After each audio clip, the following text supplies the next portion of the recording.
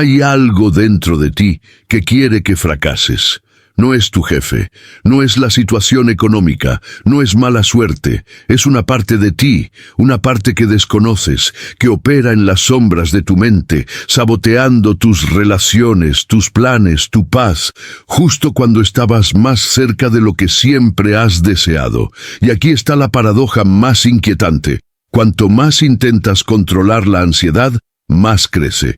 Cuanto más luchas contra este saboteador interior, más fuerte se vuelve, porque estás librando una guerra contra la parte equivocada de ti mismo. Hoy les voy a mostrar algo que la mayoría de la gente nunca descubre. No es una técnica de respiración, no es una lista de afirmaciones positivas. Les voy a mostrar el mecanismo psicológico exacto que crea el autosabotaje, por qué existe y cómo transformar a este enemigo en su mejor aliado. Porque sí, lo que te destruye hoy puede ser la fuente de tu poder mañana. Pero solo si comprendes lo que realmente sucede bajo la superficie. Quédate conmigo hasta el final. Lo que estás a punto de descubrir en los próximos minutos transformará tu percepción de ti mismo y de todo aquello que te frena en la vida. Seré sincero contigo. La ansiedad no es tu problema. La ansiedad es el síntoma.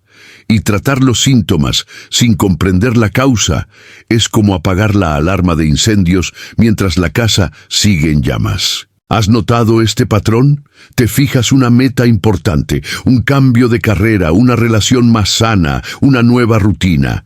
Empiezas con energía, todo va bien durante unos días, quizás semanas, y entonces ocurre algo. Un pensamiento, un miedo, una procrastinación sin explicación racional, y de repente estás exactamente donde estabas antes, con la sensación de que algo en ti simplemente no quiere mejorar.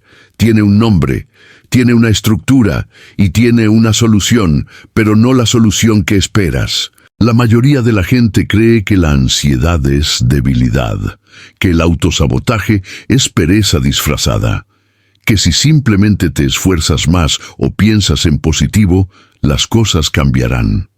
Pero esta creencia aparentemente inofensiva, es la razón por la que millones de personas pasan décadas luchando consigo mismas sin entender jamás por qué. La psicología profunda ha descubierto algo que la sabiduría popular aún no ha comprendido. La parte de ti que te sabotea, en realidad, intenta protegerte. Tiene un propósito, su propia lógica, y mientras luches contra ella, siempre vencerá. Pero cuando aprendes a comunicarte con ella, todo cambia. Permítanme presentarles el concepto central de todo esto. Lo llamo la sombra protectora.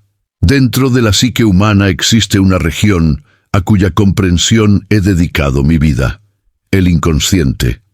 No es un lugar de monstruos y traumas, aunque estos también estén ahí.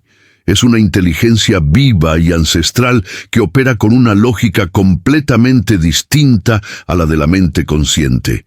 Y en el inconsciente reside lo que llamo la sombra. El conjunto de todo lo que has rechazado en ti, todo lo que has juzgado, prohibido, avergonzado o reprimido a lo largo de tu vida. Tu ira, tu deseo, tu ambición, tu miedo a no ser suficiente, tu voz que quería decir que no, pero siempre decía que sí. La sombra no es malvada. La sombra es lo no integrado. Esto es lo que nadie te dice. La ansiedad y el autosabotaje son, la mayoría de las veces, la sombra intentando comunicarse contigo. Es tu psique diciéndote, hay algo aquí que estás ignorando. Hay una parte de ti que se está asfixiando. Y no dejaré de gritar hasta que me prestes atención. Piensa en esto un momento. Cuando saboteas una relación que parecía genial, quizá tu sombra te esté protegiendo de un dolor que aún no ha sanado. Cuando pospones un proyecto importante, quizá exista un miedo profundo al éxito que nunca has reconocido. Cuando la ansiedad aparece sin razón aparente, quizá sea porque vives una vida que no es realmente tuya. La sombra no es tu enemiga. Es tu parte más honesta. Pero espera, necesito mostrarte el mecanismo exacto, porque entender la teoría es una cosa. Experimentar cómo funciona en tu propia vida es completamente diferente. La psique humana funciona según un principio fundamental, la homeostasis psíquica, equilibrio. Así como el cuerpo mantiene su temperatura, sistema inmunitario y ritmo cardíaco, la psique también intenta mantener el equilibrio. Y este equilibrio se estableció muy temprano en la vida, a partir de las experiencias de la infancia, los mensajes recibidos y los traumas vividos. Aquí es donde la cosa se pone interesante. Cuando intentas cambiar de verdad, de forma profunda, pones en peligro ese equilibrio. Y la psique, intentando protegerse, activa lo que yo llamo el guardián del umbral. El guardián del umbral es el mecanismo interno que aparece cada vez que estás a punto de cruzar un nuevo territorio en tu vida, un mayor nivel de éxito, un amor más profundo, una versión más auténtica de ti mismo. Y el guardián no aparece como un enemigo evidente, aparece como procrastinación, como duda repentina, como un argumento que parece completamente racional para no actuar ahora, como ansiedad que paraliza tu cuerpo justo cuando más necesitas actuar. ¿Reconoces este patrón? La cruel paradoja es esta: cuanto más cerca estás de la transformación genuina, más fuerte actúa el guardián. Por eso tanta gente está a un paso de un cambio de vida y se aleja. No por falta de voluntad, sino por un exceso de sombra desintegrada. Ahora voy a mostrarte los bloqueos específicos que mantienen este ciclo en marcha y cómo identificarlos en tu propia vida. El primer bloqueo es lo que llamo identidad fija. Es la creencia inconsciente de que eres tu ansiedad. Soy una persona ansiosa. Siempre he sido así. Todos en mi familia somos iguales. Cuando la ansiedad se convierte en identidad, cualquier intento de cambio se percibe como una amenaza a la existencia. No a la vida, sino a la identidad. Y la psique lucha por la identidad con la misma ferocidad con la que lucha por la supervivencia física. El segundo bloque es la narrativa del merecimiento. Tu psique tiene una creencia profunda, generalmente inconsciente, sobre lo que mereces, sobre el nivel de felicidad, éxito y amor que se le permite a alguien como tú. Esta narrativa se escribió mucho antes de que pudieras elegirla, por tus padres, por tu escuela, por las experiencias que moldearon tu visión del mundo. Y siempre que tu vida externa empieza a sobrepasar los límites de esta narrativa interna, el autosabotaje parece corregir el desequilibrio. El tercer obstáculo es el miedo disfrazado de protección. Este es particularmente insidioso, porque suena a prudencia, a responsabilidad, a sabiduría. No es el momento. Necesito prepararme mejor. ¿Y si no funciona? Pero tras estas voces razonables se esconde algo mucho más primitivo. El miedo a ser visto, juzgado y rechazado si te expones por completo. El miedo a que, si lo intentas todo y fracasas, no te quedará excusa, no te quedará protección. Estos tres bloques funcionan juntos en un sistema que se refuerza a sí mismo. Y la ansiedad es el combustible que mantiene este sistema en funcionamiento. Porque mientras estás ansioso, estás en modo de supervivencia. Y en modo de supervivencia, no creces. Simplemente intentas no ahogarte. Pero esto es lo que la mayoría de la gente no sabe y lo que lo cambia todo. La ansiedad, en esencia, es energía. No es lo opuesto a la valentía, no es lo opuesto a la acción. Es energía psíquica sin dirección, sin integración, sin comprensión. Y la energía puede transformarse.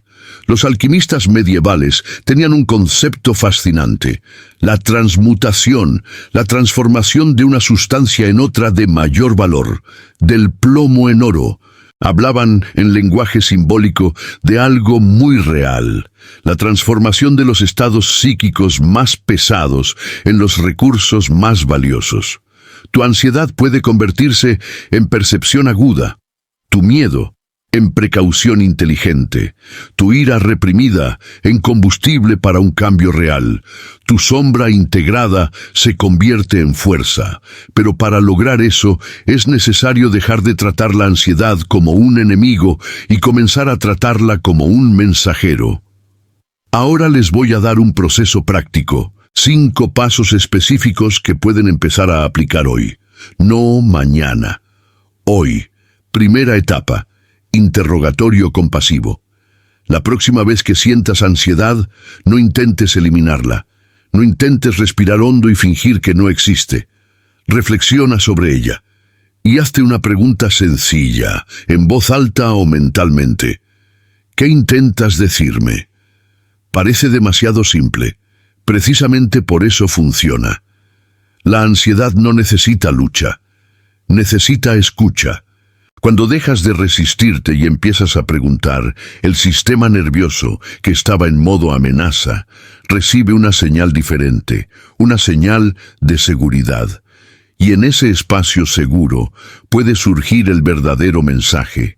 Podría ser un miedo específico que has estado evitando afrontar. Podría ser un valor que se está violando en tu vida. Podría ser una necesidad que no se está satisfaciendo, pero siempre tiene una respuesta. Siempre. Y cuando la escuchas, la intensidad disminuye porque el mensaje ha sido recibido. Segunda etapa, mapeo de la sombra. Toma un cuaderno. Esto es importante. Escribe a mano, no en el teléfono, y responde con sinceridad. ¿Qué cualidades de los demás te irritan más? ¿Qué comportamientos te causan más incomodidad o te juzgan? Esto puede parecer un ejercicio sobre los demás. No lo es. Es un reflejo directo de tu sombra. Jung descubrió que lo que más nos irrita en los demás es, con sorprendente frecuencia, lo que rechazamos en nosotros mismos. La persona que te irrita con su arrogancia puede reflejar una ambición que nunca te permitiste. La persona que te molesta con su pasividad puede reflejar una parte de ti que se rinde antes de siquiera empezar. Mapping the Shadow no pretende juzgarte. Su objetivo es completarte. Al identificar lo que se fue a la sombra, recuperas la energía perdida. Energía que se usaba para reprimir, evitar y controlar, y que ahora está disponible para crear, amar y crecer. Tercera etapa. El diálogo con el guardián. ¿Recuerdas al guardián del umbral? La próxima vez que estés a punto de tomar una acción importante y sientas ese bloqueo familiar, escribe una conversación con él. No estoy hablando en sentido figurado. Toma el mismo cuaderno y escribe, literalmente, «Guardián, ¿por qué me detienes?». Y luego escribe la respuesta. Lo primero que te venga a la mente, sin filtrar, sin juzgar. Continúa la conversación. Pregúntale qué necesita para sentirse lo suficientemente seguro como para dejarte seguir adelante. Este proceso activa lo que llamamos la función trascendente, la capacidad de la psique para crear puentes entre lo consciente y lo inconsciente. Y cuando ese puente se establece, la guerra interna comienza a transformarse en diálogo. El diálogo en colaboración. La colaboración en movimiento. Cuarta etapa, la reconfiguración de la narrativa del mérito. Este paso requiere una honestidad brutal. Siéntate en silencio y completa esta frase, y observa lo primero que emerge, antes del filtro racional. La gente como yo suele. ¿Qué vino después? No pueden, no se lo merecen, siempre sufren, no son suficientes. Esta es tu narrativa de valor actual. Y funciona como un código de programación en tu psique. Determina lo que intentas, lo que abandonas, lo que permites o lo que saboteas. La reconfiguración no consiste en decir lo contrario en voz alta. Eso rara vez funciona. La reconfiguración ocurre cuando encuentras evidencia real, pequeña, específica, innegable, de que la narrativa es errónea. 3 momentos de tu vida en los que fuiste capaz. 3 veces en las que mereciste y recibiste. 3 instancias donde la narrativa yerra. La psique no cambia con la instrucción, cambia con la experiencia acumulada, y puedes empezar a crear estas experiencias intencionalmente, empezando desde lo más pequeño, haciéndolas irrefutables para tu propio inconsciente. Quinta etapa, el protocolo de integración activa. Este es el paso que lo une todo. Diariamente, y te daré el protocolo específico en un momento, practicarás lo que llamo integración activa. El proceso de sacar a la luz conscientemente el contenido inconsciente, nombrarlo y reintegrarlo de forma transformada. La integración no se trata de aceptar pasivamente quién eres, se trata de expandir tu potencial, incluyendo las partes que rechazabas. Ahora déjenme contarles acerca de 3 personas cuyas historias ilustran perfectamente lo que estamos discutiendo. La primera es una mujer a la que llamaré Elena. Elena era ejecutiva en una empresa tecnológica, exitosa, inteligente, competente, y completamente paralizada por la ansiedad cada mañana antes de reuniones importantes.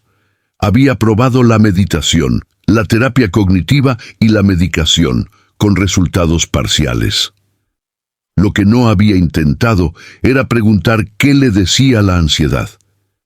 Cuando Elena finalmente realizó el interrogatorio compasivo, descubrió algo inesperado. La ansiedad no temía al fracaso. Temía al éxito, porque desde pequeña, en su familia, tener demasiado éxito significaba alejarse, significaba dejar de pertenecer, y para Elena la pertenencia era más fundamental que el éxito. Su sombra protegía el vínculo emocional a costa de su carrera. Cuando comprendió esto, no intelectualmente, sino visceralmente, la ansiedad no desapareció de la noche a la mañana, pero perdió el control, porque ahora sabía qué era, y lo que sea que nombre, ya no está dominado por ella. La segunda historia trata sobre un joven al que llamaré Rafael. Rafael saboteaba relaciones compulsivamente. Cada vez que una relación alcanzaba un mayor nivel de intimidad, inconscientemente encontraba razones para destruirla.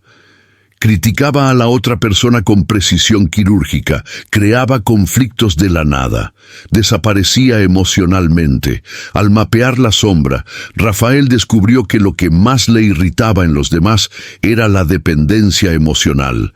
Personas que necesitaban demasiado a alguien. Y ahí estaba la respuesta.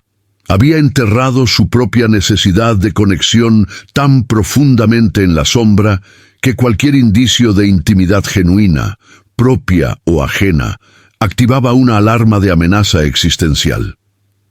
Integrar su propia necesidad de conexión fue el comienzo de una verdadera transformación en sus relaciones. No porque simplemente decidiera ser más abierto, sino porque dejó de temerle a una parte de sí mismo. La tercera historia es diferente. Trata sobre la sincronicidad. Esas coincidencias que no son coincidencias. Un hombre al que llamaré Marcos finalmente había decidido emprender su propio negocio tras años de autosabotaje. El día que escribió el diálogo con The Guardian, la primera vez que escuchó de verdad sus miedos sin juzgarlos, recibió una llamada inesperada de un antiguo colega que le ofrecía precisamente el tipo de colaboración que haría viable su proyecto. ¿Coincidencia? Quizás. Pero la psicología profunda sugiere algo fascinante. Cuando armonizas tu mundo interior y exterior, cuando el inconsciente y el consciente dejan de luchar y empiezan a colaborar, empiezas a percibir y atraer oportunidades que siempre han existido, pero que eran invisibles para un sistema psíquico en conflicto. Cambias lo que percibes, y lo que percibes cambia tu vida. Ahora debemos hablar de los errores, porque hay un conjunto específico de errores que las personas cometen al intentar lidiar con la ansiedad y el autosabotaje, y cada uno de ellos no solo no ayuda, sino que empeora el ciclo. Error número 1. Tratar la ansiedad como un enemigo a eliminar. Cada vez que le declaras la guerra a la ansiedad, necesito deshacerme de esto, no puedo ser así, tengo que dejar de sentirme así. Envías una señal de amenaza al sistema nervioso. Y el sistema nervioso, al interpretar la lucha interna como peligro, produce más ansiedad. Es un círculo vicioso perfectamente construido. La ansiedad no se elimina luchando, se transforma al comprender. Error número 2. Buscar alivio inmediato en lugar de una transformación real. Existen docenas de técnicas que funcionan para reducir la ansiedad en el momento. Respiración, meditación, ejercicio, distracción. Y estas técnicas son valiosas. Pero cuando se usan exclusivamente como herramientas de alivio, sin siquiera investigar la causa, se convierten en formas sofisticadas de evitar el encuentro con la sombra. El alivio temporal puede ser enemigo de la sanación permanente. Error número 3. Confundir integración con indulgencia. Integrar la sombra no significa actuar desde ella. No significa descargar una ira sin filtros contra quienes te rodean. No significa abandonar toda estructura en nombre de la autenticidad. Integrar es reconocer, sentir, comprender y luego elegir conscientemente cómo actuar. Es lo opuesto a dejarse controlar por los impulsos de la sombra. Es tener acceso a ellos sin dejarse dominar por ellos. Error número 4. Esperar que el cambio sea lineal. La verdadera transformación psíquica no es una línea recta ascendente, es una espiral. Superarás un patrón, sentirás que lo has superado y luego, semanas o meses después, lo reencontrarás, pero a un nivel más profundo. Esto no es un fracaso. Así es como sana la psique, en espirales, no en líneas. Cuando comprendes esto, dejas de interpretar los contratiempos como evidencia de que no funciona o de que eres un caso perdido. Son parte del proceso. El árbol no crece más lento en las noches de invierno, crece desde dentro, desde las raíces. Error número 5. Trabajar demasiado solo o no trabajar en absoluto. Existe un delicado equilibrio. El trabajo intenso con la sombra, sin apoyo externo, puede ser desestabilizador para algunas personas, especialmente cuando involucra traumas más profundos. Al mismo tiempo, delegar completamente el proceso a un profesional sin práctica personal diaria limita gravemente los resultados. Lo ideal es una combinación, práctica personal constante, como la que describo ahora, combinada con apoyo profesional cuando sea necesario. No hay debilidad en buscar ayuda, hay sabiduría en ello.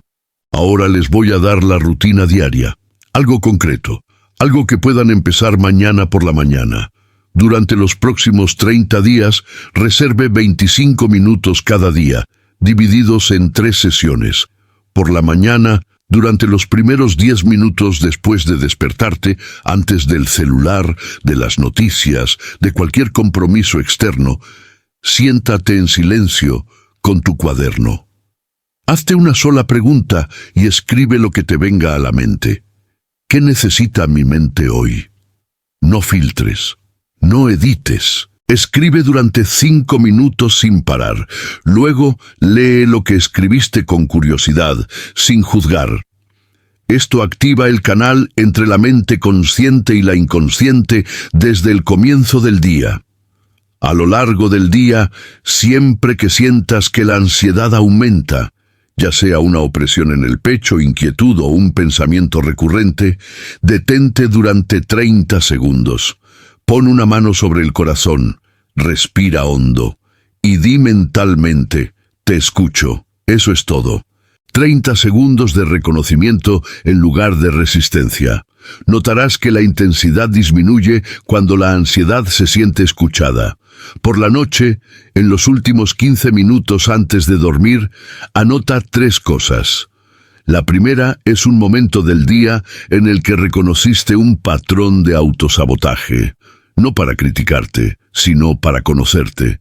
La segunda es una evidencia, por pequeña que sea, de que la narrativa limitante de la valía es errónea. La tercera es una pregunta que tu inconsciente debe responder mientras duermes. Sí, la psique funciona durante el sueño, y las preguntas que se hacen antes de acostarse suelen dar respuestas a la mañana siguiente. ¿Cómo sabes que está funcionando? Las señales aparecen de maneras específicas. Notarás que reaccionas con menos intensidad a situaciones que antes te desestabilizaban por completo. Empezarás a ver patrones en tu comportamiento con una claridad que antes no tenías, no con desesperación, sino con una especie de curiosidad desapegada. Te darás cuenta de que algunas casualidades empiezan a aparecer con más frecuencia. Oportunidades, conversaciones, encuentros que parecen sincronizados con tu proceso interno. Y notarás algo más sutil pero muy poderoso. Una creciente sensación de ser el autor de tu vida, en lugar de dejarte llevar por ella. Estas señales pueden aparecer en los primeros días. Podrían tardar 2 semanas. Cada psique tiene su propio ritmo, pero si eres constante, todos los días, sin excepción, algo cambiará.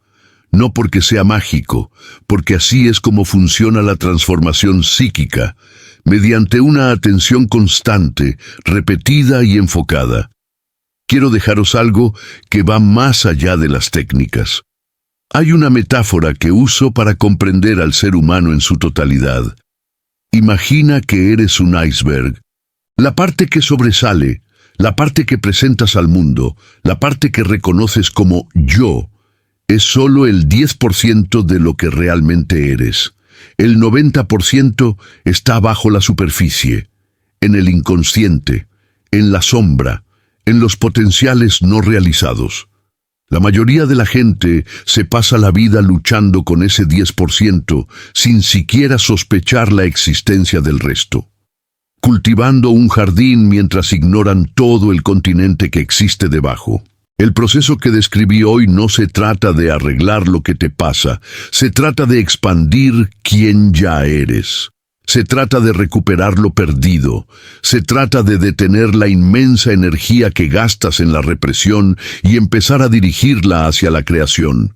La ansiedad disminuirá no porque hayas aprendido a controlarla mejor, sino porque tendrás menos sombra desintegrada que genere presión interna. El autosabotaje disminuirá no porque hayas desarrollado más disciplina, sino porque el guardián, comprendido y conectado con él, ya no necesitará bloquear tu camino con tanta fuerza. ¿Y qué surge al otro lado de este proceso?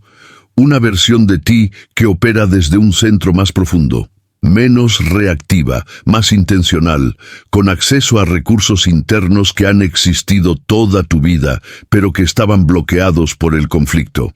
Así que aquí está el desafío que os dejo. 7 días. Solo 7 días del protocolo que describí. Mañana, tarde y noche, 7 días de escuchar en lugar de luchar, 7 días de curiosidad en lugar de juzgar, 7 días de dialogar con las partes de ti mismo que has pasado toda tu vida evitando. Cuéntame en los comentarios, ¿qué descubriste?